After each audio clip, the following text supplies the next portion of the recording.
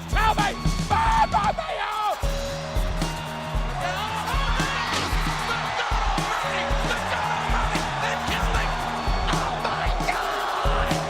You will go one-on-one with The Undertaker!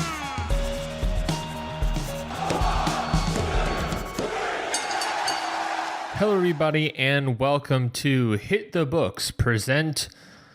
Mikey, I don't know what we're presenting. We haven't changed the name. I guess that's first order of business. I am Ryan Knightsey. With me, as always, is Mikey Manfredi. We are the two hosts of Hit the Books, the only weekly SmackDown Live fantasy booking podcast on every podcast platform, I guess to say. Podcast world. on the podcast world.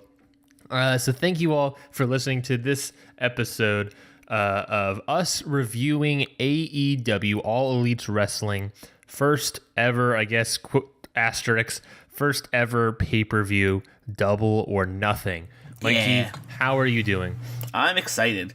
We're stepping outside of our comfort zone today with WWE and SmackDown Live product, and we are going to review Double or Nothing because AEW is cool.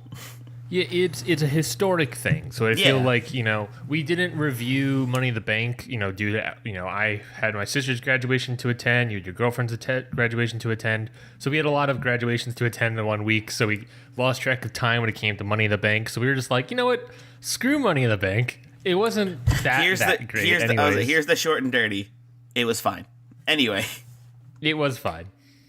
As every WWE pay-per-view is, it's fine. Fair enough. But we're not here to talk about Money in the Bank. We are here to talk about Double or Nothing, May 25th, coming out of the MGM Grand in Las Vegas. Mikey, what did you think of the overall show? I thought it was really cool. There was I noticed some, little issues here and there from what I did get to see, but overall it was pretty good. Yeah, there was definitely some, production, especially in the pre-show, especially in it took them a little bit to get going. Yeah. But they would miss things. There was camera shots that would miss. They would cut rapidly. I was like, they were putting WWE to shame with some of these cuts. Bret Hart couldn't figure out which way to hold the camera. Yeah, I mean, hold the title toward the camera. Yeah, I mean, those things need to be worked out, and you kind of give it the benefit of the doubt the first time around. You obviously want that to be better, because that's how you're gonna view stuff. I mean, even in the Battle Royal, it wasn't just camera stuff. It was, there was camera shots trying to get all the hecticness, but there was also dual storylines happening at the same time. There was a bit with MGF and Billy Gunn, where in the background there's a bit between Jimmy Havoc and Joey Janela, so the camera can only watch one thing. So that's poorly produced stuff. But that is all things that could be figured out and worked on and improved upon by the time we get around to TV. Yeah, they just started, guys. There's gonna be some bugs. So Mikey, it should be stated as well is that if you are a listener of Hit the Books, then you would know that Mikey is what's a good word to say? He is inefficient, independent fan. Is that a phrase? I don't know. Mikey hasn't watched a lot of independent wrestling. Is that correct, Mikey? That is true. I have been a through and through WWE boy since I was a child. This is my first time kind of branching out. Walk us through that timeline, Mikey. Walk us through the timeline of you finding out about, being the Elite, AEW, and then getting all the way here watching AEW. Talk us through that timeline. Well, it was for most of my life, it was WWE. And then, funny enough, I met you. And you kind of and it went all downhill from there. Yeah, and you're the one who kind of introduced me to other stuff. I knew other stuff existed, and I knew of other promotions and stuff. I just never dipped my toe in it. I was like, yeah, it's whatever. I'll get into it eventually, but I just never did. And then you would you would show me clips and tell me about like some wild stuff that was going on in like New Japan, and then I was kind of hooked, and I started diving into like Being the Elite, and watching all of these like different run-ins that the Bucks would do in different promotions, and then I would dive into those promotions a little bit and like see what their deal is, and I thought it was really cool. And then Double or Nothing. So you basically, if I remember correctly, Mikey, when you talked to me about it, you basically started watching Being the Elite as AEW was formed. Yeah, because I definitely wanted to watch AEW, but I didn't want to go into it with absolutely zero background knowledge, so that's when I started like going into the backlog of Being the Elite. And there's quite the backlog in there. Yeah. So you are a novice, I guess, when it comes to independent wrestling. So a lot of these names are, not as known to you, but as someone that is a novice, that is new to this more independent world, obviously you're one of the prime audience members for AEW. What did you think about the show? What did you think about Double or Nothing compared to WWE, any of their pay-per-views? I will say that Being the Elite does amazing stuff for people's characters. Okay, that's already good. A lot of these people I wouldn't have known. A lot of these people I never knew ever. After watching just like a few episodes of Being the Elite, like a lot of these people I got like a feel for of like what they do and how they are and like what their character is gonna be like. And that made me way more into it than just going in completely blind. Before, you had no idea who Michael Nakazawa was. Yeah, I had no idea who Michael Nakazawa was. I had no idea who Kylie Ray was. I had no idea, I had no idea about SCU, stuff like that. And then they would appear on Being the Elite, and I was like, oh damn, they're pretty cool. Same thing with like MJF. I didn't know who he was, but then I saw him, and I got to feel immediately for his character because it's pretty obvious he's just like the heel. And it's really awesome that like I got to kind of get like a little primer before jumping in. Would you, as of course the prime audience member, we'll talk about this way later in the show, but as the prime audience member for AEW, do you think right off your gut right now that you would come back for another episode? You would come back for TV? Definitely. I definitely want to see where all these like storylines that they started to create go. And I want to see who gets that really hot world title belt. Ooh, Mikey already liking that AEW title, heavyweight title. It's nice.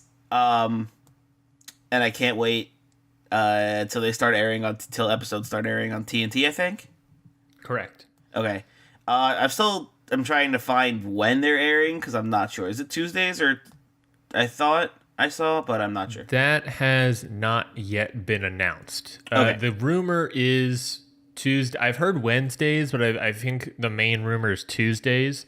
And I think the belief is the fall, October is when they'll start. So basically around the time when SmackDown moves back to Friday with Fox.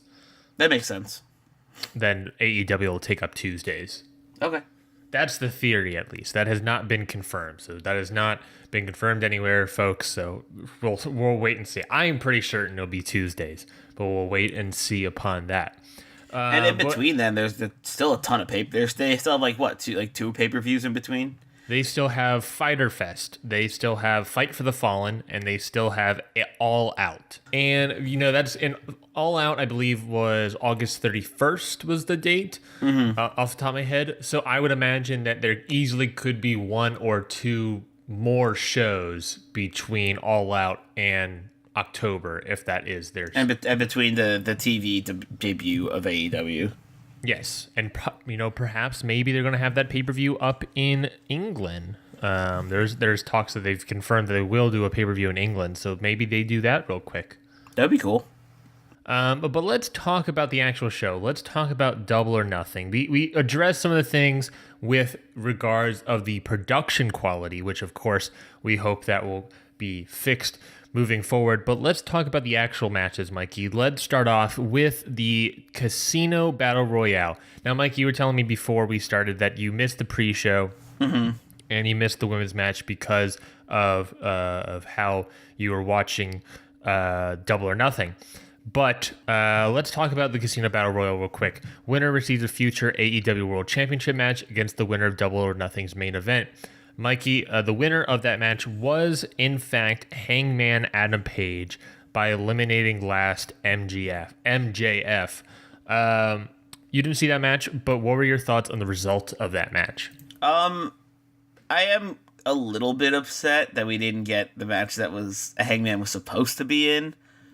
But I understand that circumstances happen, so they had to give him something else. And I think this is a good place for him because, I guess no spoilers, his match against who won the last match will be amazing. Since he won this Battle Royal, he gets a AEW World title shot against the winner of the main event, which is super cool because this match is going to be amazing. I thought this was a great match. I was able to catch the pre-show, and I thought Adam Page winning makes sense. It fixes the whole Pac debacle, the debacle, if you will. Yep, there it is. And I thought it did well. I don't think, personally, I thought the Battle Royal from All In was better. I think it was just maybe better produced than this match was. I think obviously we talked about it, the producing of the match and the production, camera cutting, all that stuff hurt the match for me a little bit, but there was some good spots. I thought, of course, Shawn Spears' debut was amazing. Not sure if he's officially AEW. I did not get any word on that, but Shawn Spears coming out at number 10 was amazing. He looked great. I thought seeing Marco Stunt come back was great. He was a huge fan favorite out of the All In Battle Royal. I thought Luchasaurus did a great job. He is not contracted to AEW. His quote unquote tag partner Jungle Boy is. But I thought Luchasaurus did a great job. I thought that choke slam to the outside onto Joey Janela through a table was deadly. I thought when I watched that, Joey looked like I saw like that clip of it, and Joey looked like he landed directly on his neck, and it scared the crap out of me. When I watched it live, I thought he died, and then it showed it again and again, and showed him 4 times. So it was like every single time, it did not get any better. I thought Joey Janela was totally dead. He's fine. He should be said. He is fine. But oh my Christ, that was an insane landing. Yeah, that was scary. What else of the match was exciting for me? I think MJF. I keep saying GF. MJF, I think, did a great job playing the heel of the Battle Royal. Yeah, he did the sneaky hide under the ring thing until the end. Yeah, I thought he did great as the heel in this match. What are some other standout performances for me? I thought that Orange Cassidy had a great moment in the pre-show. His moment, if you check that clip online, it's definitely there. I thought Orange Cassidy had a great moment in the pre-show Battle Royal. That was just a great little, fun little spot. I don't know. I thought everyone did fine. Like I said, it wasn't as good as the All In Battle Royal, in my opinion, but and it makes sense. Adam Page coming out, to me, everyone was thinking, it would be Moxley, it would be Punk, but no, it was Adam Page, which makes sense. It solves the debacle I've talked about. So I thought the Battle Royal was good. It wasn't amazing, but it was definitely good. So I guess that's what it was. It was only 16 minutes on the dot. Wow, I didn't even know that. Oh my God. Okay, we'll talk about that later. Let's talk about Kip Sabian defeating Sammy Guevara in the first ever singles match of AEW's professional wrestling debut career.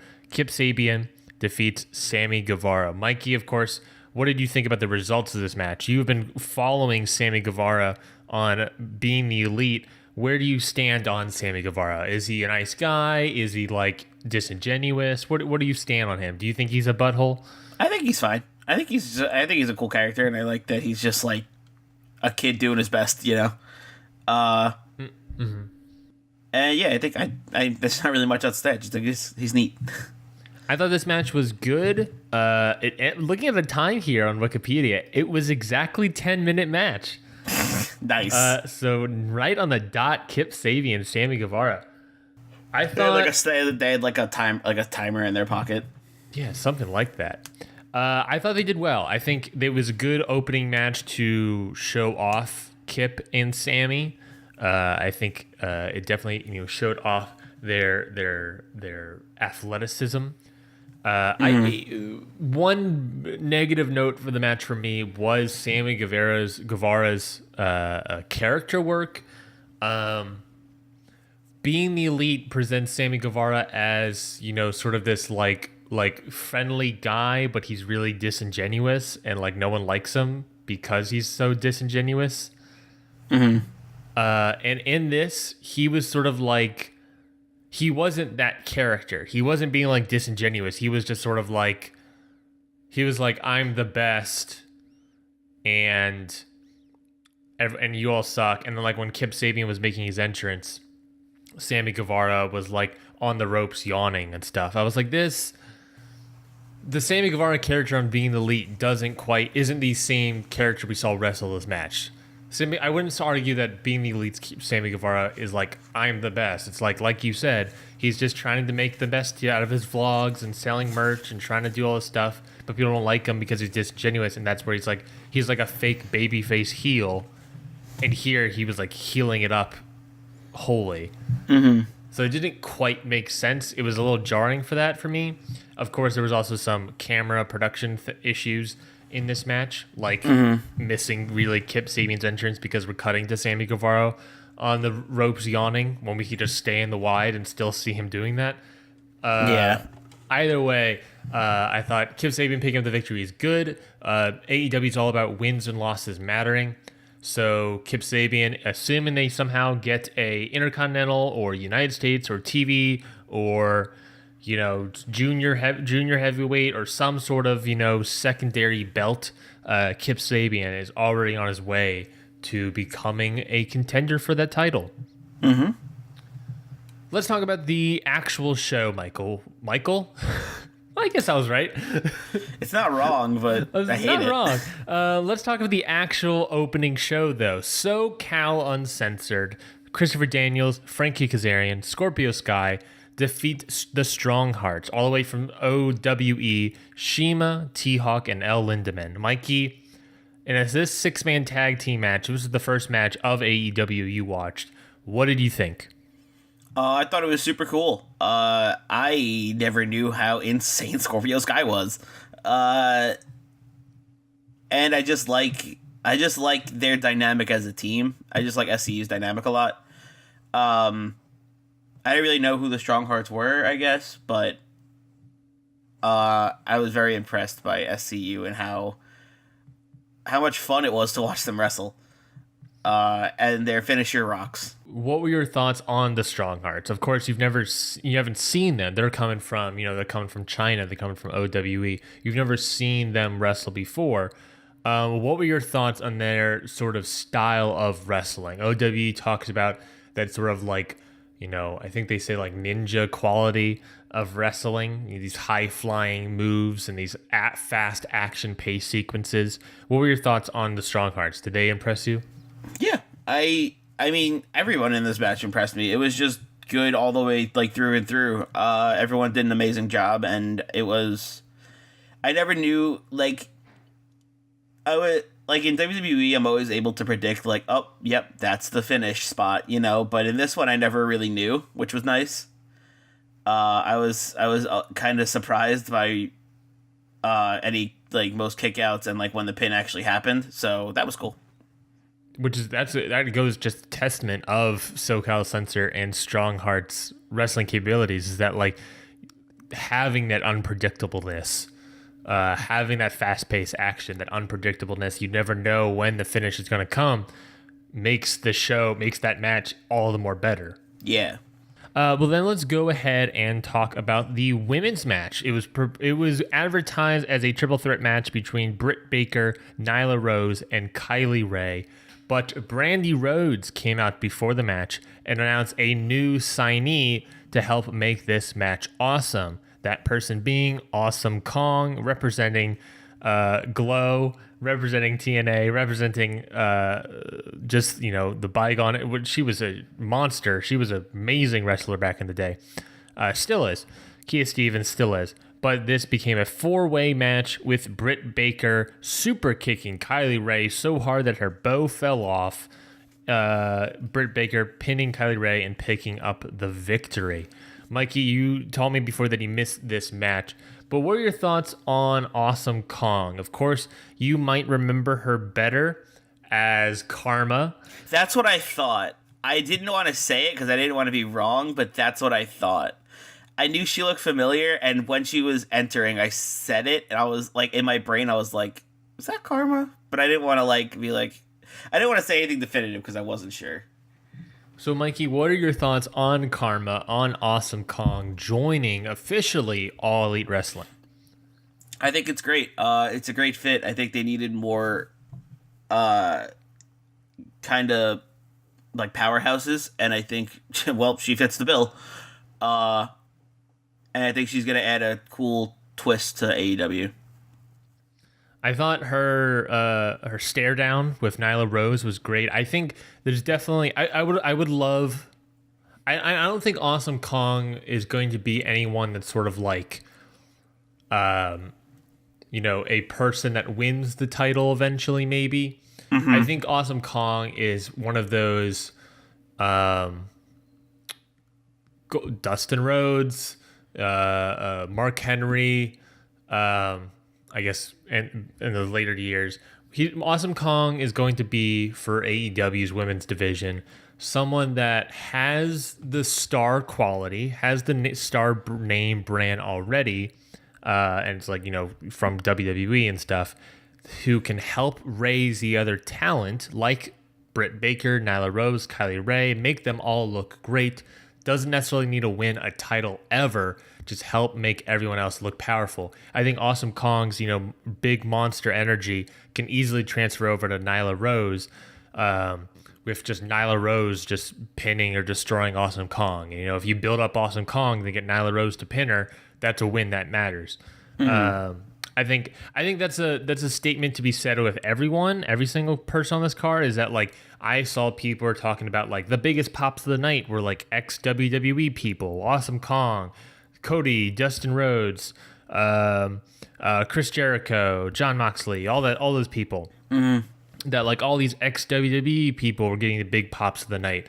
Everyone was getting big pops, but yes, I would say that those people are big stars. If you're looking at it from a business perspective, Mikey, these wrestlers, these stars from WWE can help bring up these people that you don't know about. They can help Nyla Rose look better. They can help Kenny Omega look better. They can help, everyone can help each other raise the star power, because obviously AEW understands that these are stars. So if we get to use them and bring them up and make them stars, make our other talent stars, then we do that effectively. Unlike TNA back in the day, where they just bring in these people, have them run roughshod over everyone because they're better than everyone else, and bury your own talent, when you can help ex-WWE talent raise up everyone else. That was a long-winded answer to say that I thought this was a great match. Britt Baker's super kick to the end of Kylie Rae looked devastating. She definitely learned a lot from Adam Cole. Yeah, that super kick was... That was like, for me, it was like Britt Baker being like, oh crap, I need a little extra money in my pocket. Let me make a dentist appointment real quick. See you at 9, Kylie. Do you think Britt Baker is like the dentist for AEW? She's the dentist for AEW and then makes her own patients. Like that's that's gotta be a bad thing. Like, that's gotta be bad if your dentist for AEW is one that's competing against other wrestlers who can just make those appointments. I mean, that's a conflict of interest is sitting there. Yeah. Oh my gosh. I really want like a short clip of like Kylie Ray going to the dentist and then it being Britt Baker. Oh man, that's like a Being the Elite skit right there. Oh my god, that would be so funny. And it's just like, ooh, awkward. It's like, I did that to you. And then, but like Britt Baker's like not necessarily making it the easiest or most comfortable dentist appointment. Yeah. Oh my gosh, that's a Being the Elite skit right there. Oh my gosh, do it, book it today, write it today, book it. Let's move on to best friends Chuck Taylor and Trent Beretta defeating Angelico and Jack Evans. Mikey, what did you think of this match? You talked about you missed the beginning of it, but you certainly saw the end of it. What did you think of this match? I thought the match was good. It was just a good tag team match. A lot of action. The tag team wrestling that I saw at Double or Nothing was wildly different than the tag team wrestling from WWE, and it was really good. How so? Like, what would you say as the difference? I feel like in WWE it's a lot more one-on-one action with a few tag team spots here and there. But in this it was like they were always consistently working as a team and doing like double team moves and helping each other out and like breaking up pins. And I like the person. One small thing I noticed was when one person was going to get the pin, their partner would stand around and like wait for anybody to try to stop them from breaking it up. Unlike in WWE where it just always happens. Mm-hmm. Yeah, I mean, who would have guessed that to make tag team wrestling better is to have the two competitors work as a team? Yeah, right? Who would have guessed? Who would have guessed that's all you needed is a team to work together? Yeah, that's a great point. That is a great point. That tag team wrestling in AEW is completely different. It is more team based rather than individual stars, working together, I guess you could say. Mm-hmm. And doing every once in a while like a double maneuver move sort of situation.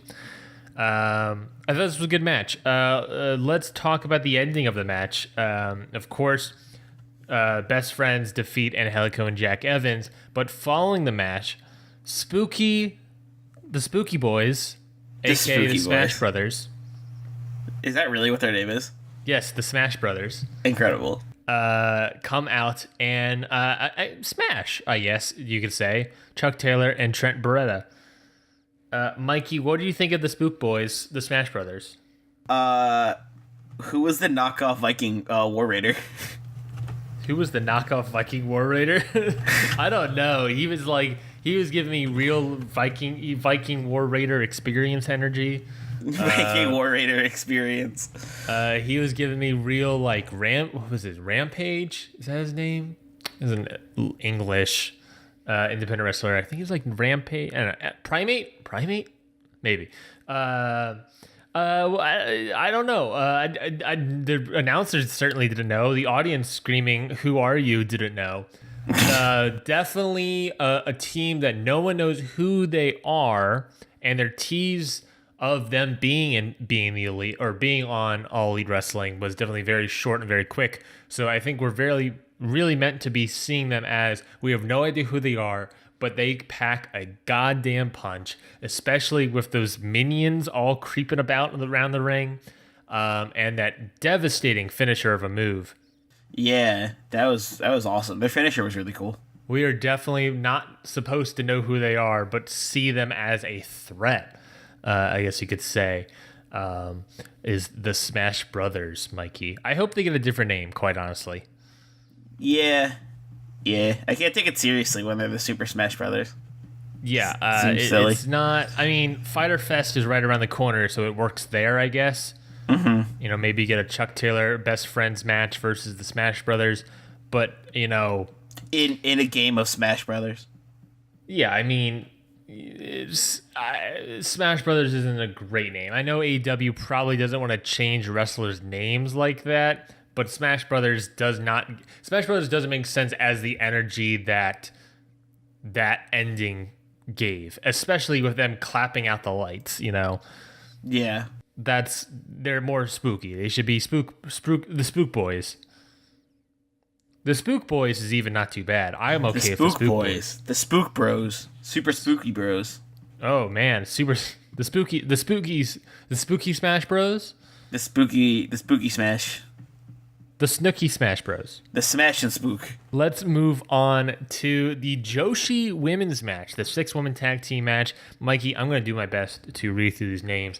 They're new people. I don't know how to pronounce their names as much as you, the listener, might not know how to pronounce their names. So I will do my best to read through it. We had the team of Hikaru Shida, Riho Abe, and Ryo Mizunami defeated Aja Kong, Yuka Sakazaki, and Emi Sakura. That's what I'm going to say.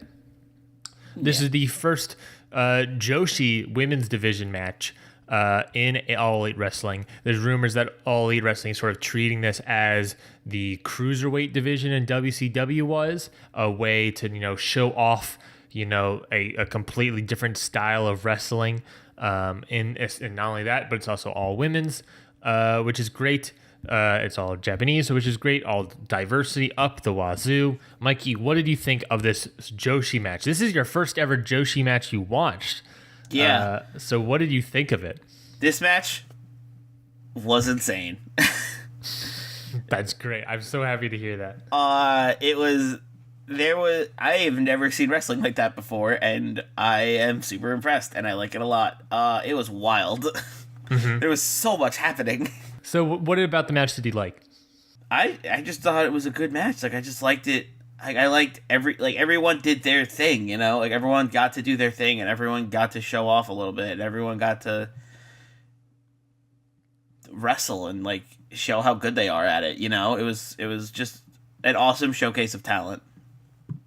Where does this this is your first ever Joshi match that you watched, Mikey. How do you feel about Joshi? How do you feel about Joshi? What would you like to learn more about Joshi? And are you excited about this division moving forward in AEW? Yes. I am very excited to see this division move forward in AEW, and I would like to learn a lot more and watch many more things because holy crap.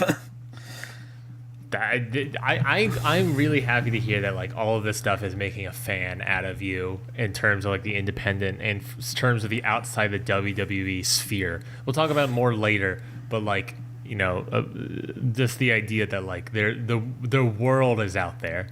Yeah, I've noticed that with the Joshi wrestling, with a lot of other like stuff, just in AEW in general, it felt more like wrestling to me. It didn't feel like. That's huge. Just big scripted nonsense. It felt like fights and wrestling, and that people were fighting each other. Mm-hmm. Wow, that's a huge statement. That is a huge statement for AEW. It's not a knock on WWE either. It's just they have a different style to like appeal to a wider audience. But like, I'm not saying it's better. It's different. WWE is a lot more watered down. Yeah, it's watered down but that makes sense though for what they are, because they're like a wider. It's watered down because it goes to a wider audience and it goes to a much younger audience. I feel like AEW knows who their fan base is and they play to that, and it makes sense, and so does WWE. It's just a business thing. I feel like. That's a great point. AEW, of course, will be getting a TV 14 rating when TVs come around. Exactly. They're going to be a little more intense, I guess. Edgier. They're going to be more intense, more violent. Speaking about violence, let's talk about Cody versus Dustin Rhodes. Holy shit. Dustin, you good? Yo, you good, bro? You okay? Yo, bro, you okay, though? I mean, that blood flow... There was multiple camera angles where it was just like, it was not like drips. It was just the blood coming out of Dustin's head was just like a water fountain. It was horrifying. Oh my god. They definitely, I mean, that was classic, Dusty Rhodes, Dustin, Cody Rhodes shenanigans of someone getting a crimson mask. That family loves their crimson mask. Clearly. And I think it was definitely hyped up with Dustin coming out with the red face paint, half the red face paint, and then ending the match with the full red face. Yeah. There's definitely something symbolism in terms of there. I saw a meme and it was like the MVP of Dustin versus Cody, and it was just a picture of a razor blade. Oh my gosh. I don't know if it was a razor blade because fun little peek behind the curtain, I guess. I'm gonna ruin the business real quick. If I remember correctly, Mikey, there is like a spot like just right above your eyebrow that if you just like hit it, like just punch it real quick, you'll just start bleeding. Yeah, I know about that. It's like a kind of just like a meaty. It's like I read about that. It's like the part above your eyebrow where it's like a big like meaty chunk of your face. Mm-hmm. That if it gets cut, it'll bleed a lot and look good, but won't hurt as much. Yeah, and Cody Rhodes has done that I think twice in 2 other matches. I feel like this is what happened with Dustin. I think once he got hit that cane, you just get Brandy hit that spot real quick. I'm not sure if it was a blade job or not. It definitely, either way, was a lot of blood and looked good, and it was nasty. Yeah. And there's a lot to talk about in this match regarding this sort of match. Mikey, talking about the match itself, we'll go into other aspects of the match later, but talking about the match itself, what were your thoughts on it? It was good. For a 50-year-old, Dustin could still go, and like he actually looked like a threat in this match to Cody. Like it didn't feel like quick call out. It didn't feel like Roman Reigns versus The Undertaker. Nice burn, dude. Where Undertaker was winded the whole time and was like, how is he supposed to like be any sort of a threat to Roman who hasn't even broken a sweat yet, like in Undertaker's defense, he was working off 2 bad hips. Yeah, I guess. Which is another reason why that match should not have happened. Yeah. But I think Dustin looked good, and no matter what, he always looked like a threat to Cody, and no matter how much Cody was dominating and how much he was bleeding, he always came back and got his licks in, Mm-hmm. Like, sure, Cody ended up winning, but it wasn't easy, Yeah. That is completely true. I think this match was a great testament of storytelling as well, let alone about the wrestling capability of Dustin Rhodes, of Cody, but just the storytelling aspects of it all. Mm-hmm. It was crazy. Yeah. Also, gotta say, weird that Dustin Rhodes is able to keep the Rhodes name and Cody isn't. Yeah, that's interesting. Yeah, because Dustin's real name isn't Rhodes. His last name is Runnels, just like Cody's is. Yeah. And Rhodes is their father's name. So how does he be able to keep it? Maybe it's because Dustin Rhodes was a WCW thing, but I feel like WWE bought that potentially. I don't know who owns the copyright on Dustin Rhodes, but apparently WWE owns the copyright on Cody Rhodes, so Cody can just be Cody, and Dustin's allowed to be Dustin Rhodes. It doesn't make sense to me. We're going to ignore that. Let's talk about the other aspects of the match. Mikey, we'll talk about the beginning and the ending. The beginning of the match, Cody Rhodes' entrance. I was just about to bring that up. Do you think maybe it might have been a little bit of a call-out? What makes you say that? It felt like a little bit of a call out during Cody's entrance. Brandy handed him a sledgehammer and walloped a concrete royal chair that had the sort of like iron cross on it as well. It looked a lot like a Triple H throne. And to which Cody Rhodes took the sledgehammer to and destroyed it. With Mikey, a Triple H thoughts on that sledgehammer. entrance moment? A lot of people on social media are talking about it. A lot of people liked it. A lot of people didn't like it. A lot of people understood the call out on Triple H and WWE in general. What are your thoughts on that entrance? I guess Cody isn't very, very good at being subtle. No. I would not describe Cody as a subtle person in any capacity. Even before this match, I would not describe him as subtle. Clearly. It was cute. It was funny. Oh, man, I hate that word. Ooh, it was cute. Ooh. It was cute. Like, it made me laugh, you know? Like, it got a little chuckle out of me. I was like, this seems pretty direct to be, like, just a weird entrance thing. Mm-hmm. Like, he's just, like, being, like... I guess he threw the gauntlet down, is what he did. Or I guess the sledgehammer. Mm-hmm. He threw it down and was like, WWE, bring it on. That's a great point. I would probably agree with you. I think it was definitely a gauntlet throw by Cody, especially, last thing Triple H said was calling AEW a pissant company.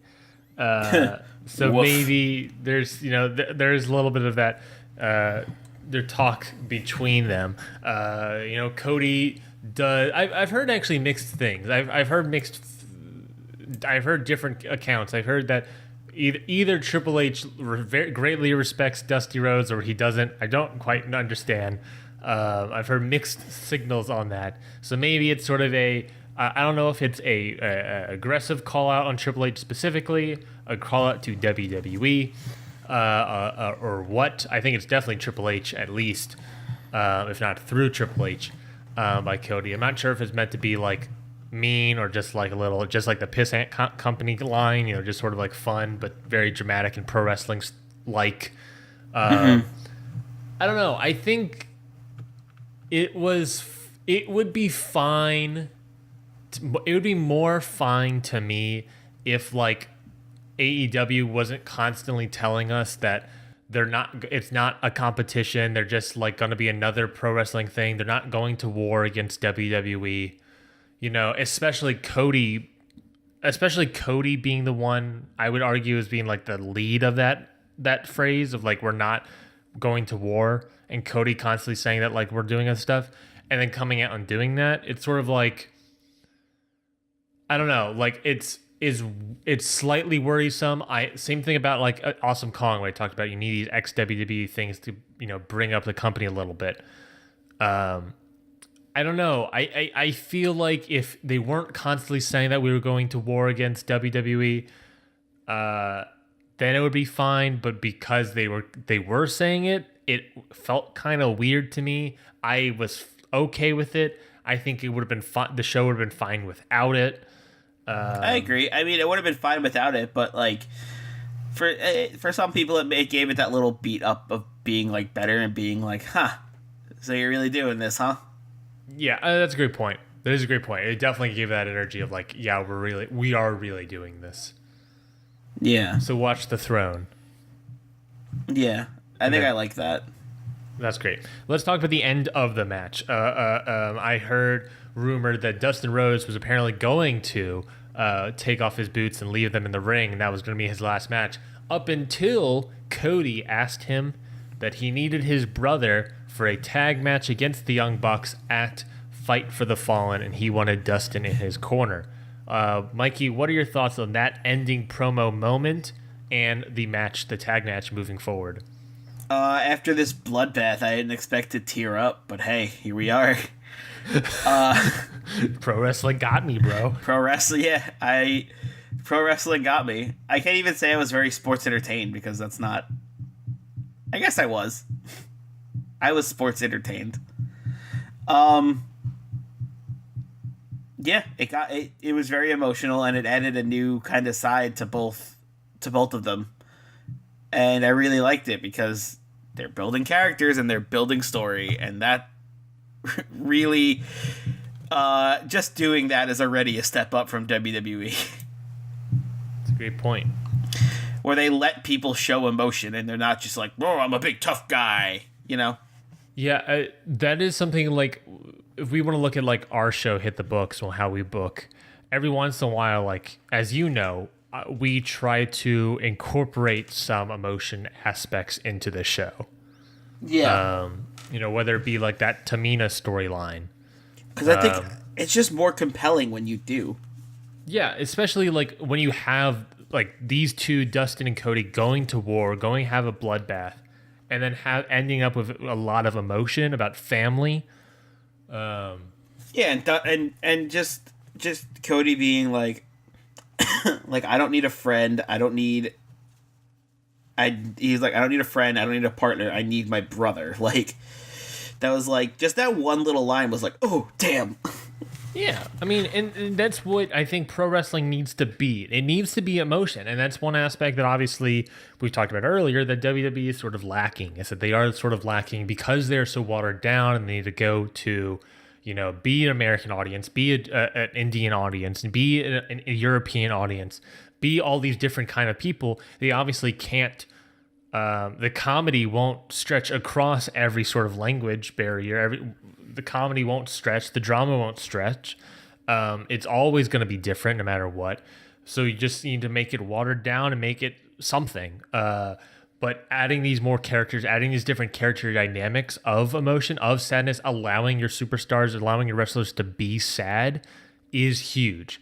Like one of the frustrating things, I think you greatly would enjoy Juice Robinson from New Japan Pro Wrestling. What he does really great is that when he loses a match in his post-match promo, he talks about like how like he's upset that he lost and that he is angry. He's not only upset, but he's angry about losing. And in WWE, a lot of times it's like they're not really upset. I mean, look at we can talk real quickly. Money in the Bank. Becky Lynch loses her SmackDown title. Then Bayley wins it back. Then on SmackDown Live, I believe it was SmackDown Live later that week, there's a little post-match thing where Becky's like, well, when we're done with all this, I'll go face you for that title. And Bayley's like, wouldn't have it any other way. Granted, maybe that's camaraderie, maybe that's respect and friendship. But also Becky, I feel like, should be more sad. She's the man. She should be like, you took my title. I'm going to get that back. Like, not be like friendly, not aggressive, but just sort of like, I'm taking that back from you one day. Not like, maybe we should wrestle. I don't know. Yeah. I get you. Emotions are important. I mean, look at our show, Mikey, of Hit the Books. Like, I mean, just look at example of the WWE Championship title scene. Drew McIntyre wins the title and kills the Demon. Sad moment. Drew McIntyre is going to reign forward. The payoff, all of this, of course, is Finn Balor coming back and somehow potentially the Demon coming back. I don't know how we're going to get there. I don't even know if we never talked about this before, about even that idea of the Demon coming back. But it definitely feels like, like we want to create emotion. We want to make it feel like loss. We said that like Finn Balor hasn't been seen since the Demon's been dead. We want to make it feel like loss is a thing, because loss is a thing. These are human beings we're seeing. I mean, look at this is what I hate about wrestling in me, is that like I'll just pull up example after example after example. Final one, look at Daniel Bryan versus Kofi Kingston for the WWE Championship at WrestleMania. The reason that story was great, the reason that story was emotional, is because you have been watching Kofi Kingston wrestle for the past 11 years, every week, day in and day out. And he has never gotten what he deserves. He's been trying to get to that quote-unquote brass ring at the end of the road. And he just never was given the opportunity. He was seen as a B-plus player. And the emotion of that story was that like he is gonna be finally some of that. It's that Daniel Bryan story, but then mix in the African American experience and mix in all of these other feelings about friendship with the New Day, with Big E and Xavier Woods, and family with them, and it made all of it feel better. It made all of the emotions pour out when Kofi 1, 2, 3 pinned Daniel Bryan. That is what pro wrestling is emotions, is story. If you don't do that, then you don't have pro wrestling. Diatribe over. Yeah, I completely agree with that. It's all about emotion and how you can hit those emotions. Like that's the big thing. That's what's gonna get you the ratings, WWE, not a stupid 24/7 championship. But the comedy, Mikey, the comedy. I will admit, comedy's good, but I don't think it's gonna improve ratings. It's funny for the people already watching, but I don't think it's gonna bring anybody in. That's a great point. Moving on, we have the presentation of the AEW World Heavyweight Championship by none other than the Hitman himself, Bret Hart. Mikey, a lot to unpack in this segment. What did you think about Bret Hart coming out and showing off the AEW World Heavyweight title? I heard Vince had a heart attack. I heard Vince was trying to send out a fan to attack Bret. And I like that MJF call out was really funny. He was like, "Bret, watch out, a fan." That got me. That made me laugh. So yeah, he called out Adam Page to be like, "Yeah, you're gonna be fighting for this," and then MJF interrupted, and he's like, "Blah blah blah. He shouldn't be because I'm MJF." You know how he does. And then there was a brawl. And then all of a sudden, it just cut to Bret holding the title up, and it was like, whoa, whoa, whoa, whoa, whoa. Whoa, there was a brawl happening. There, Jimmy Havoc, Jungle Boy was in there. Yeah, there was no, like, I just wish there was, like, a little bit of, like, theatricality to, like, the unveiling, you know, like, pulling off the sleeve and being like, this is it. Instead, it just cut back to the shot, and Bret's, like, holding up the title. Yeah, I heard some complaints online saying that this segment felt less about the unveiling of the title and more about, you know, Bret, MJF, Adam Page, and I guess to a lesser extent, Jungle Boy and Jimmy Havoc. Yeah. Which felt kind of weird. Especially during the segment titled AEW World Heavyweight Title Presentation. Yeah. I get that you have these stars you want to put over. You want to put over Adam Page as a contender, MJF as a contender. I would say that you maybe could argue that Jungle Boy and Jimmy Havoc are possible contenders for the title.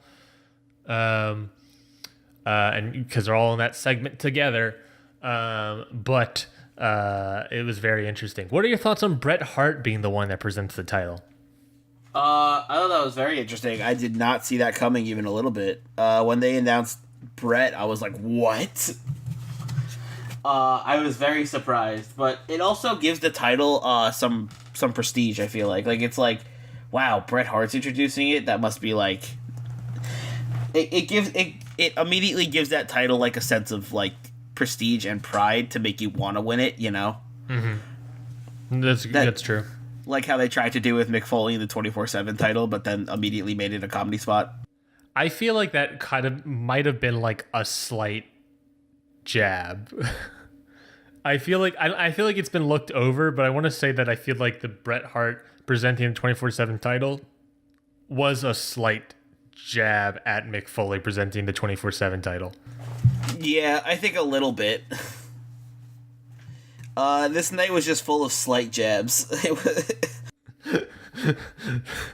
Double or nothing. The nothing was slight jabs. Double or slight jabs. Wow. Yeah. It just felt like a lot of call-outs. And I think this one...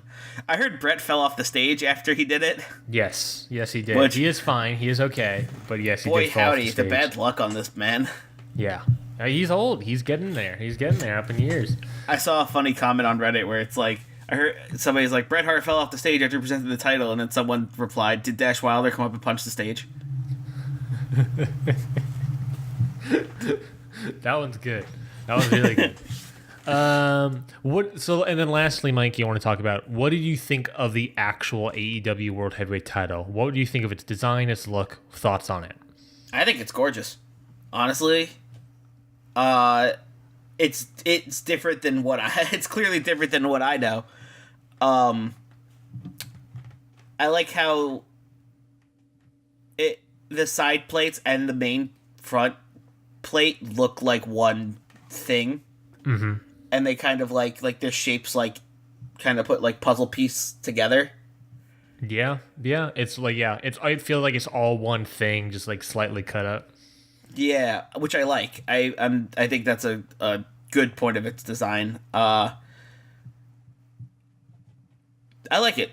I don't know what else to say. I think it's just a nice title.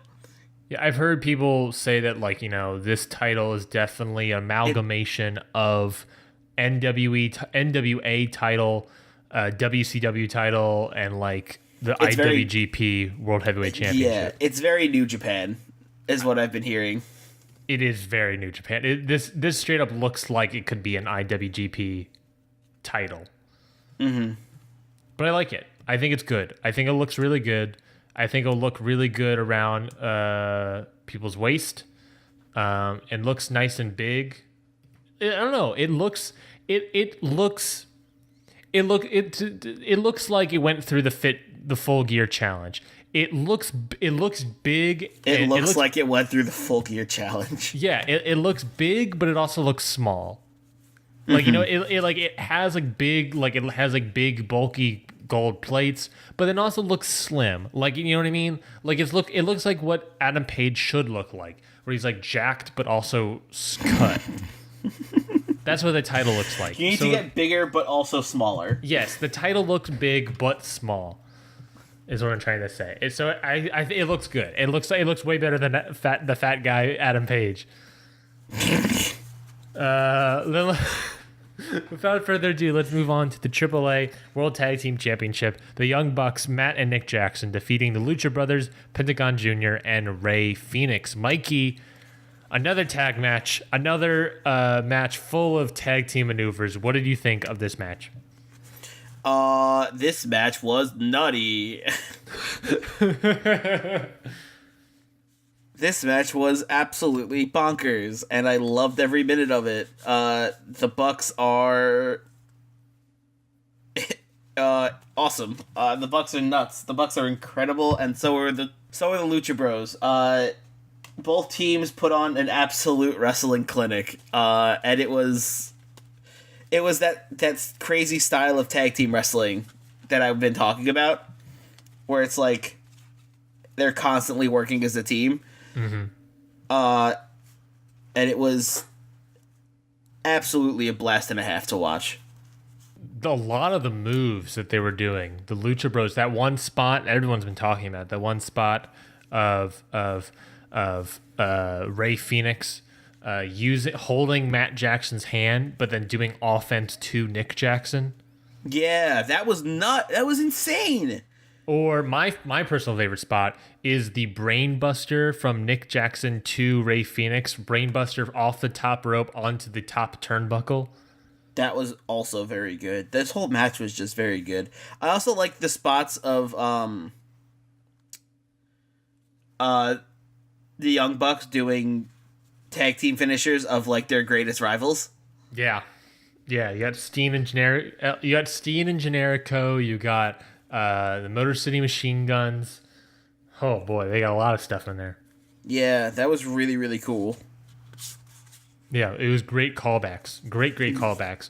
There was the thing about being the Elite, where they were going to present this new. Matt Jackson was presenting this new finisher, new move.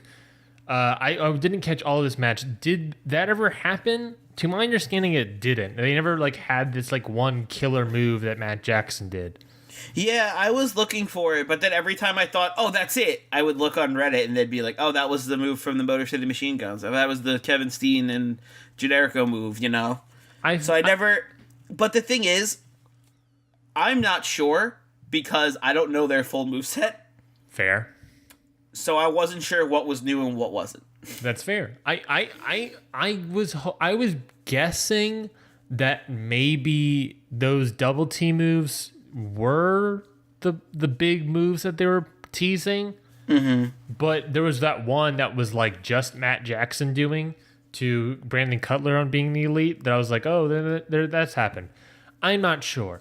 I am sort of confused about it all, I guess, in terms of that being a build-up. Because that felt like that was being a build-up, that thread just died during this match and just did not happen. Yeah, I'm not sure. I don't really know their moveset well enough to point it out. It should also be said that these two teams are going to be wrestling in AAA, I think, like next week. Whoa. Again for the AAA World Tag Team titles. So the belief there being that we didn't get all of this match at Double or Nothing, that there's more in the tank for both these teams in terms of what there is. And also in terms of like the ending of the match with the Young Bucks retaining, the belief is that the Lucha Bros will win the titles back at AAA in like a week or two, in Mexico. So it's more important there. But all in all, what the match I thought was good. Yeah, great match, great tag team wrestling. I think this, all in all, I think you could argue that this is the best tag team division, hands down. You got SoCal Uncensored, you got Strong Hearts, you got Best Friends, Angelico and Jack Evans. You have Young Bucks, Lucha Bros. You can easily make a team with, obviously they're already making a team of Cody and Dustin Rhodes. There are so many people in the Casino Battle Royal you can make teams, like Jungle Boy and Luchasaurus, if they ever bring in Luchasaurus. Team I would like to see, or fight I would like to see, that apparently everyone would like to see, Moxley and Havoc. Moxley and Havoc, that's even a one-on-one match in the making. Yeah, that's what I said. I would like to see them as a team, but also like a one-on-one match with them could be cool. Mm-hmm. You could also do. I would love MJF, Chris Jericho. Yeah. No, that could definitely work. That could be a really fun dynamic. That would be freaking wild. I would love Brian Pillman Jr. and Sean Spears. Yes. I would love Kenny Omega and Michael Nakazawa. Okay. There's a lot you can do. Of course, there's Private Party. I forget to mention. But there's a lot of people that could become teams, and I think that also goes to show is like there's a lot of the tag team division is always going to be good because they have a lot of people that they could pull from when needed to. Yeah. So I'm excited. I'm excited to see where that goes. But let's talk about the main event. Chris Jericho defeats Kenny Omega in exactly 27 minutes. So that means Chris Jericho is now going to face Adam Page for the future AEW World Championship, I believe at Fyter Fest. I don't think they ever said where. Oh no, it was All Out. It's fighting for the AEW title at All Out. Okay. I think All Out is their next big pay-per-view. I think Fight for the Fallen and Fyter Fest are just two small shows. I think they may not be on pay-per-view. I don't think they'll be $50 again. I think All Out will be $50, but I think these next two shows are going to be smaller, are going to be cheaper. So I think that is what we have going for us. But Mikey, Chris Jericho, Kenny Omega, thoughts on just the match alone? We'll talk about everything after the match. But what thoughts on this match alone? The match was insane. The match was great. These two put on a clinic, and it was great watching them. I love the match, and I love both of them. I never really got to watch Kenny Omega in action, and it was really cool to see him against someone I did know and I have seen before. Mm-hmm. So that was nice. And Chris Jericho, looking great. Looking great. He's looking big, but also looking small. Real jack, baby. Looking real jacked, baby. Great match. I love the table spot on the outside. Yes, I like the Kenny Omega stomp with the table on Kenny top Omega of Jericho. stomp onto a table. Yeah, instead of going through a table, he put the table through Jericho. Mm-hmm. There's a lot of things to unpack in this match. To not really talk about the match itself, but a lot of things surrounding it that are huge. One, Kenny Omega busting his nose, breaking his nose, and continuing this match. Hell yeah, Kenny. Like that is a future title holder in the books. Speaking about books, Chris Jericho picking up the victory, having the match against Adam Page. Mikey, is that the right call? I think so. I like it. either way, it would have been the right call. It felt like. But I like Jericho picking up the win over Omega. I like Omega coming into AEW. Like, after this first pay-per-view, he kind of is the underdog now, which I like a lot. Agreed. And I think that's good that they made him that. Because I think that's where he's going to shine. Mm-hmm. And I am very excited for Chris Jericho versus Hangman Page. I can tell you that much. Yeah, it's a weird thing I didn't think about. I always thought, I think there was rumors being that it would have been Pac, Kenny Omega for the title, which also would have been good. Or maybe Hangman versus Kenny Omega, which is like fine for me. But Hangman Adam Page and Chris Jericho is a wild combination of people that never really thought would happen, but it is happening. So that is amazing. I thought this match was great. I thought Chris Jericho still has it. I thought that he did a great job in this match. Kenny Omega, of course, was great. I love what you said about him being presented continually as the underdog in it, even without the broken nose. The broken nose just helps, but without it, he would be presented as the underdog. I think that makes you want him to eventually win the title. Mm-hmm. He does have a loss, which means, compared to, if you're looking at it just on wins and losses, people that are now ahead of Kenny Omega, you could say, are, Kip Sabian, are Cody. These people are ahead. Granted, it was a loss in the main event and not the win in the pre-show, but there are some people now that have wins over Kenny, like wins, quote unquote, over Kenny Omega. So Kenny Omega is farther down than we all think. He is not third. He is arguably fourth or maybe fifth behind that AEW World title. Mm-hmm. Which should be said. Mikey, it also should be said a lot of things. Chris Jericho has a match for the IWGP Heavyweight Championship at Dominion against Okada in 3 weeks? 2-3 weeks? So less than a month from now? Yeah, that's kind of wild, isn't it? Yeah, he is. My man is all over the place. Busy body. He is a busy body boy. What did you think about his finishing move, the Judas effect? I think Omega sold it like death. Yeah. But I think the move itself needs some work. Agreed. It's just a spinning elbow. Cool. I think in UFC it's deadly, and they try to build it up as a really deadly move in UFC and mixed martial arts. I think in pro wrestling it doesn't have any flash. Yeah, and that's kind of what you need. It is. To me, it's reminiscent of John Cena getting that punch of doom. The lightning punch or whatever. Lightning fist. The lightning fist. That's it. It's reminiscent of that. It's just Oh, okay. Yeah. That's it. That's what you've been hyping up this whole time. Yeah, a punch. Yeah, it's not anything too much. In mixed martial arts or whatever, it could be cool, but here it's just sure. Yeah, it's fine. But for some reason, the women's right and Big Show's knockout punch always felt different. Yeah, Big Show punch I think Big Show's punch feels more devastating because it's Big Show doing it. Yeah, and he always hypes it up too, because he puts the theatrics into it. He does the thing where he curls his fist up and then he pumps it and he's yeah, Mm-hmm. And you're right. I guess Big Show has that sort of, he does the theatrics, but also it's Big Show, so that he has that natural theatrics because he is Big Show.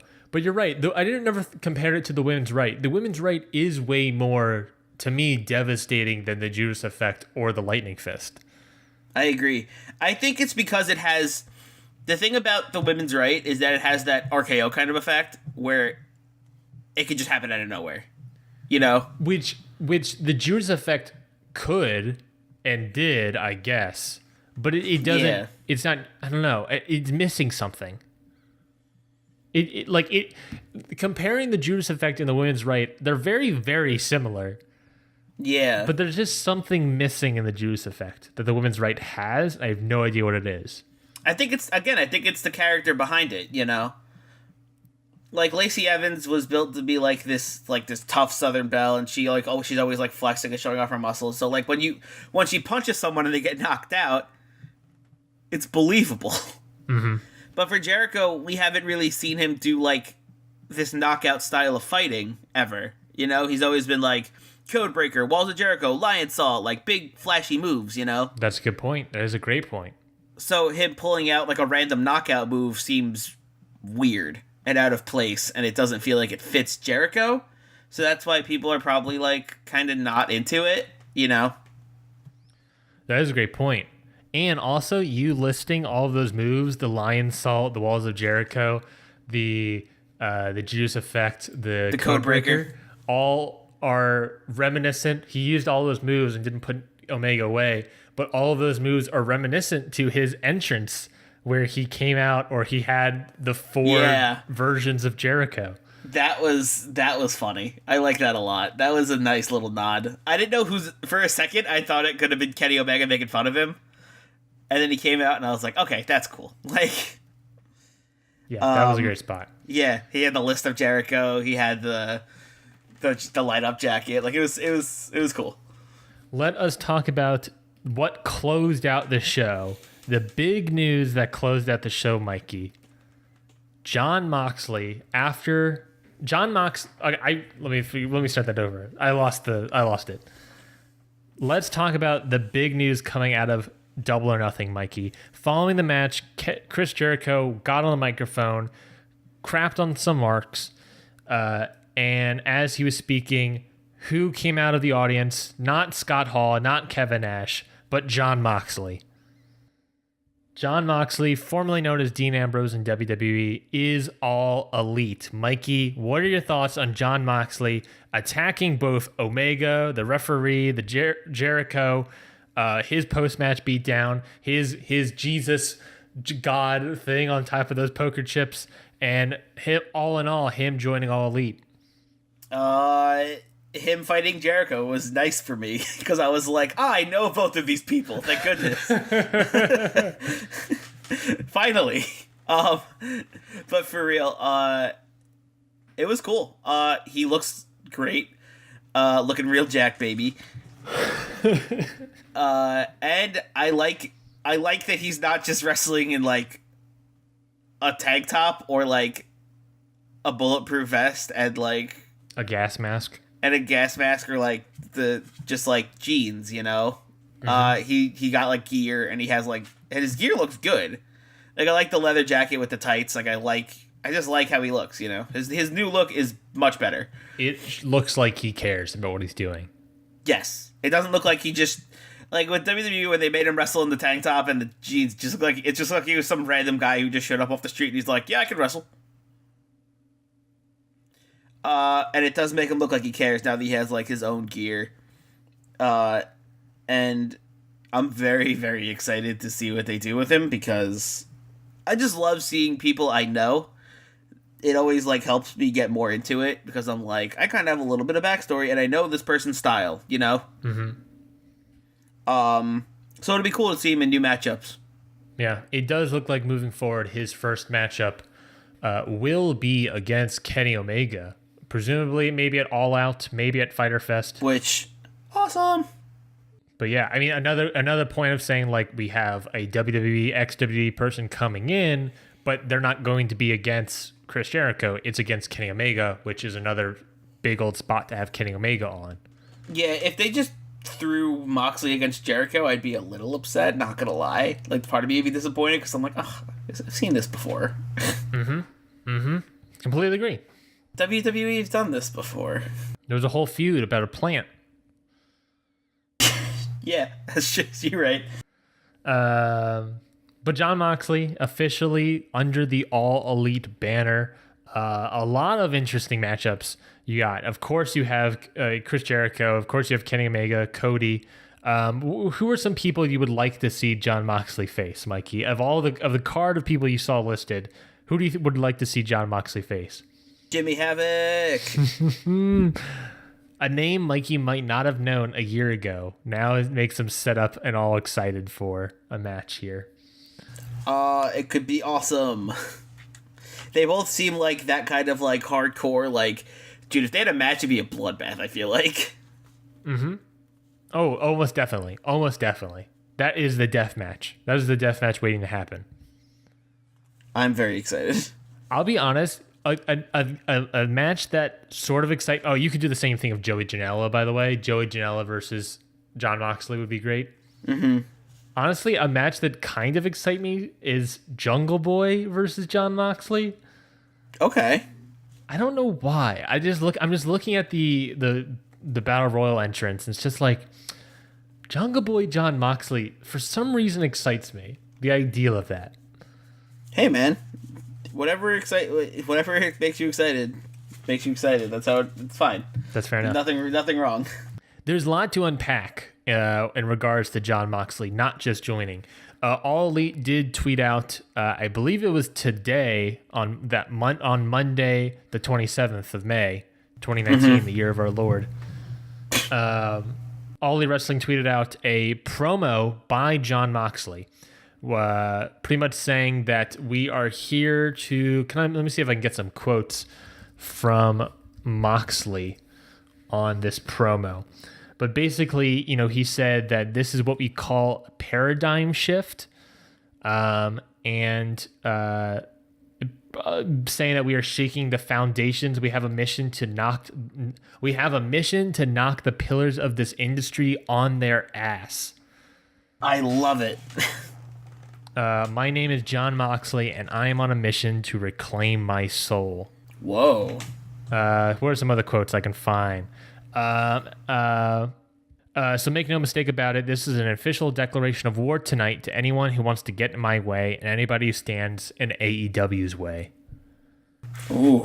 So a lot of big words. Mikey, thoughts on that promo? He's mad. Mm-hmm. Oof, he mad. Yeah. All of this, everything surrounding Jon Moxley is very interesting, especially since how he left WWE. Yeah. Like, I'm hearing like a lot of thoughts that people are like saying that like WWE was bamboozled, that they were hoping that they were thinking Jon Moxley would just go to like lower level like CZW and stuff, or like go off into the sunset. And he's back, but not only back, he's back with a vengeance, with new gear. He's back in All Elite Wrestling. He's got a lot of stuff, and we'll talk about what he has more coming up, but he's back, and his promo states that he is here to stay. Oh, yeah, he is. He's got a lot left in the tank. Yeah. What other stuff about Jon Moxley? He already has dates. His first independent wrestling match, Mikey, you want to know who it is and where it at? Yeah. It's in a promotion called New, NEW. I believe it's okay. I want to say it's in Oregon. Okay. I'm not positive. I want to say it's Northeast. I think it's Northeast Wrestling. Oh, Northeast. Why would that be Oregon? That's West. It's Northeast Wrestling, so maybe it's close to you, Mikey. Okay. But New Wrestling, NEW wrestling promotion, will be his first match, which will be Jon Moxley versus Pentagon Jr. Ooh. All right, that's cool. What else? There's also like a bunch of other people in that show, of course. And then today, same day, May 27th, 2019, the year of our Lord, it was announced that this promotion, New Japan Pro Wrestling, was teasing a person, a Time's Up biker kind of person. It's been revealed today that person is Jon Moxley. Yeah. That on June 5th, Jon Moxley is in New Japan Pro Wrestling. That's wild. So Jon Moxley, Mikey, what are your thoughts on him? What are your thoughts on Jon Moxley not only coming back, but literally he's on independent circuits facing huge names. He's in AEW and he's in New Japan. What are your thoughts on Jon Moxley?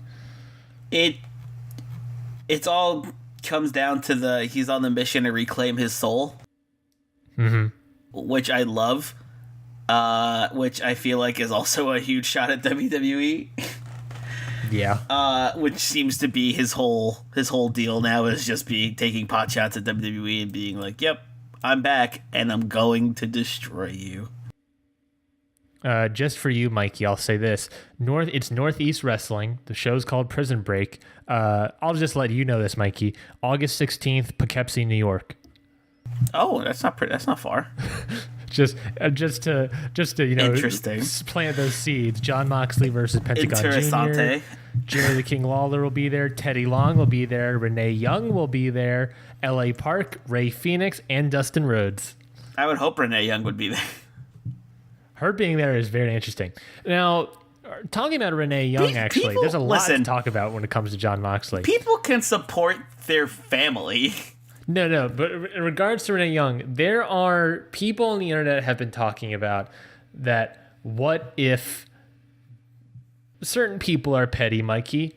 Do you think there's any credence in saying that WWE Vince McMahon may punish Renee Young or Natalia or Peyton Royce or any of these other people that have people related to AEW? Do you think there's any? There are people talking online about like this could happen. You know, people are upset about all these things. Do you think there's any truth in that? Do you think there's anything to be said about that? If they do, it'd be really obvious, and I think it would be a big hit to WWE. You know, I feel like people would be like, "Wow, that's petty. Why should I keep watching this?" You know, because it's not their fault. They can't control what their significant other does and doesn't do, you know? Like, that's not... Like, you shouldn't punish people for what another person does. Mm-hmm. That seems shitty. Mm-hmm. Like, it's not like Renee would be like, "Oh, Dean, no AEW for you," and Dean be like, "Okay." Like, that's not how people work. Mm-hmm. Like, you can't just control what your significant other does, so they shouldn't be punished, but knowing Vince, he's going to be petty a little bit. I don't know what he's going to do, but... There is always, I guess, that concern. Because Vince is a shitty person. I mean, if not, someone will just win a 24/7 title, and then we call it a day, and then we're all happy. Yeah. Obviously, we're recording this on, like I said before, Monday the 27th. Hopefully we can get this out the same day. How quickly I can edit this. But what are you expecting of Monday Night Raw? What do you expect WWE's reaction to Double or Nothing can be? If anything. I mean...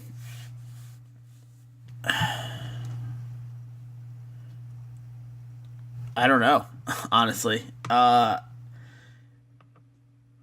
It's gonna be interesting. I definitely want to try to tune in.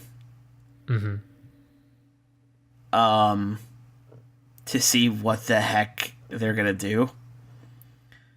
Because I did notice that they were trying to shut a lot of people up about it.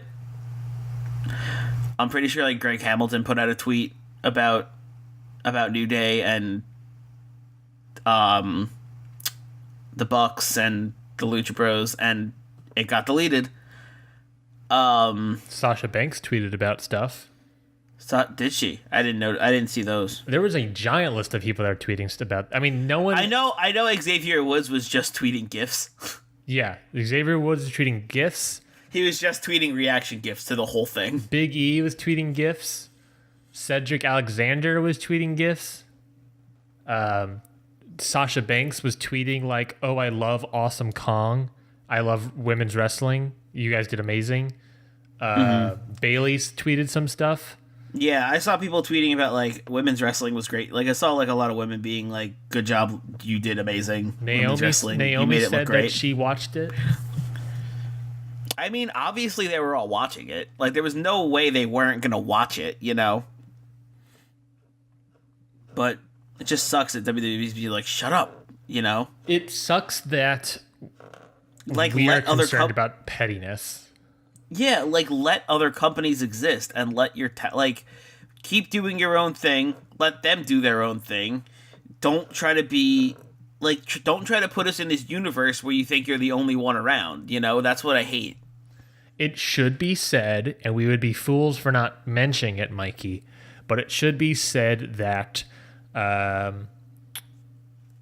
we're concerned about Vince McMahon and WWE's response of a potential pettiness, but it should be said Cody did destroy a king's throne with a sledgehammer. Yeah, that's fair. That was pretty petty. But that's the thing, right? It's a different kind of petty. It's Cody being like, listen, we both exist, and this is going to happen, and we're both going to compete. That's just how it is. Mm-hmm. But Vince is trying to, like, erase the, like, he's trying to, like, be like... Potentially. We don't know this for certain. Yeah. He's trying to tell all of his wrestlers, like, shut up about it. And, like, he's trying to, like, pretend that it just doesn't even exist, you know? Mm-hmm. And that's what's making me annoyed, is that he's just, like, completely shutting it out and being like, no, we're the only wrestling company, blah, blah, blah, I'm Vince McMahon. Which is a classic thing. They don't talk about the competition. They should, though. I think there's arguments for and against it. Like, look how the Monday Night Wars were. But Monday Night Raw never really talked. Well, they did take shots at WCW. They never explicitly say WCW, but they did talk. They did do shots like, you know, the fake Diesel, fake Razor Ramon. You know, they did do stuff. That's what I'm saying. They acknowledged it. And Triple H is the only one that's really acknowledged it on WWE broadcasting. Oh well, yeah. And if you're gonna do anything, if you expect anyone to maybe take or talk about it, Triple H and NXT maybe. Yeah. It all could be interesting. Everything moving forward is gonna be very interesting, Mikey. Yeah. Now that it's here, and it happened, and it's not on the horizon anymore. It's not coming up. It happened. It's not a one-off show in Chicago. It's not a one-off show in Las Vegas, you know? Like, it's gonna keep going, and it's gonna have more shows booked, and it's coming to TV, you know? It's gonna start being a war, and I'm excited to see it. But we were like, what, kids when the Monday Night Wars were happening? Yeah, and I barely, got to see a lot of that, you know? Like, I didn't really watch the Attitude Era that much to even see the Monday Night Wars. We never got that. And now a whole new generation of wrestling fans are going to get that. You can already see that happening on social media. The fights, oh my God. It's going to be that. I'm not excited about. That's the one thing I'm not excited about is social media for the next year or so. Yeah, it's going to be a nightmare. An American nightmare. Lastly, I want to ask Mikey. We talked about the start of the show. You're a novice to independent wrestling. You're still learning all these people and these new names. Who coming out of this show, from the Battle Royal, from the matches you've seen, who did you like? Who were your favorites coming out of the show? Who do you want to learn more about? Smiley Kylie. Mm-hmm. What did you like about her? Just everything.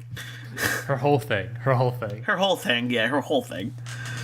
It's just so incredible. So wonderful. So wonderful. So Kylie Ray, Scorpio Sky, because holy crap. Adam Page, definitely.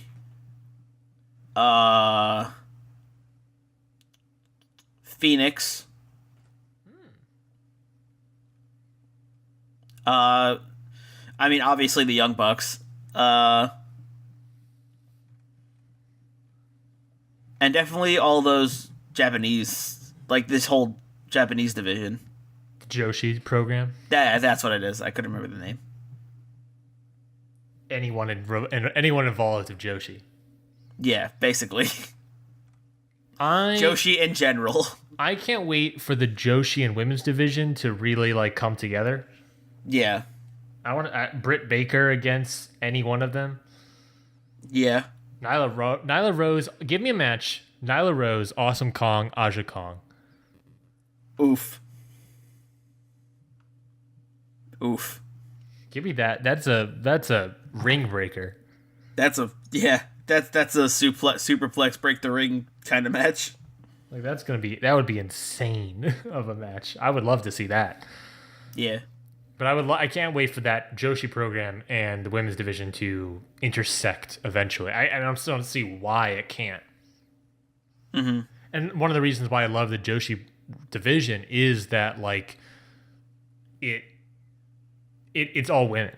It makes the women's division all the more stronger. Mm-hmm. You know, the men's is like tag teams or, light juniors or heavyweights or whatever. The women's division has also the Joshi program, so it expands out even further, which is nice to see. Mm-hmm. I agree. Overall, Mikey, how many meatballs would you give Double or Nothing? I'll give it a nice 4.5 meatballs. Ooh. Maybe 4. Because the production could be better. The commentary team needs to get a little more chemistry.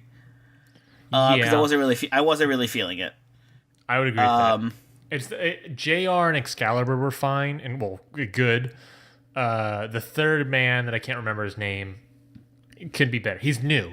Alex Marvez is way new, so yeah, he's still learning. I think they need to work on their chemistry if they're gonna keep going, because if they keep doing how they were last night, it's not going to be that great, because they were one of the weakest parts, even with JR there, which was like crazy to say, Mm-hmm.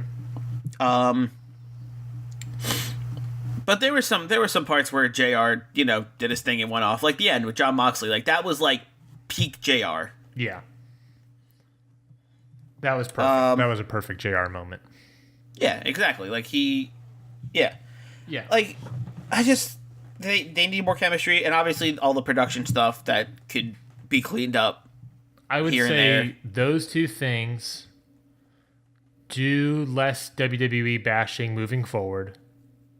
You can still do a little bit, just tiny jabs. Like a little tiny jabs, yeah. Subtle jabs. But lessen on it. Subtle, Cody, subtle. Be subtle, Cody. Just for one goddamn less second. Less is more sometimes, Cody. And then this is a huge note for me. I really wish that there are parts of me that I wish some parts of kayfabe maybe still existed. I really wish that we didn't know about who the executive vice presidents were. Yeah. We didn't know Kenny, Cody, the Young Bucks were all in charge. It ruined, because then it ruined some they booked themselves to win or whatever crap, or Cody making a match a thing. It's not great for me. So I want them to just lessen on that. I think when TV rolls around, they need to get sort of a general manager role. Mm-hmm. So that, then that person can make matches for pay-per-views and stuff like that. And then maybe you could have, but Cody, Kenny, Young Bucks all have to listen to that person when they're wrestling. There's always the thing that will be an easy storyline thing they could do. Don't do it. But the thing that they can just do it as a bit, being like, aren't we executive vice presidents? Can we fire that guy? And they're like, yeah, but whatever. You know what I mean? Like do something where they acknowledge it maybe, but just lessen on the executive vice president stuff. Because I agree. It slightly ruins things for me. Yeah, because that's how I had that feeling too when Cody won. I was like, oh, he booked himself to win, I guess. Mm-hmm. It's also pitch AEW general manager Bret Hart. Ooh, go full hog. Bold. Go full hog. Bret Hart. After you're just yeah, just do subtle jabs in WWE. That's not a subtle jab. That's Bret Hart. He did WCW and all that stuff. You gotta have it. If you're gonna have a general manager, make it someone fun. Make it a cool person. You gotta make it a babyface, of course. You're not gonna have your first general manager be a heel. But yeah, lessen executive vice president. Help work on production, which by October, by TV's gotta be down. Mm-hmm. Gotta be solved. Or you're screwed, quite frankly. Yeah. Yeah, and those 4 things, Mikey, get those down by TV time. You're good. This is golden. Yeah. You're fine. You're going to be golden. You're going to make tons of money. This is going to be the best thing since sliced bread number 2. Quick side note, by the way, before we go, it was very nice to see Justin Roberts again. It was, wasn't it? It was nice to hear his voice. Very nice to hear that man's voice again. I always liked him as a ring announcer, and I was very happy to hear him again. Mm-hmm. I agree. I forgot that Justin Roberts. God, he was great. He did a great job. Yeah. He also did a great job. He did. He's the best He did a could wonderful do during job. that battle royal, but he did a great job overall. Mm-hmm. I agree. Well, thank you all for listening to this episode of Hit the Books presents us reviewing pay-per-views. We gotta think of a name, Mikey. We really gotta think of a name right now, real quick.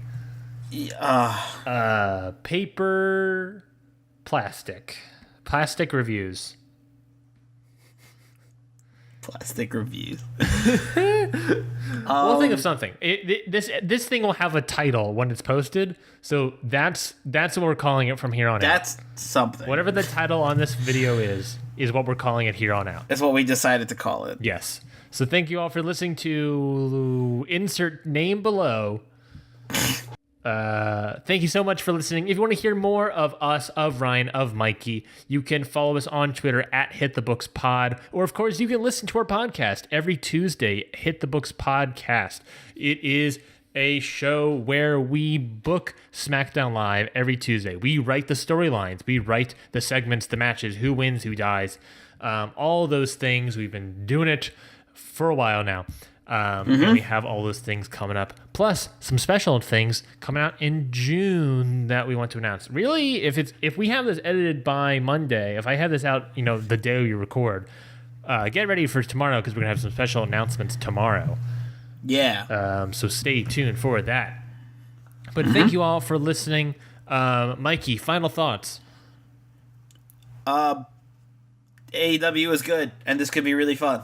Great. That was Mikey. I am Ryan Knightsey. Thank you all for listening to this episode of I Already Said It. So without all those things being said, insert name below. Mikey. Have a nice day.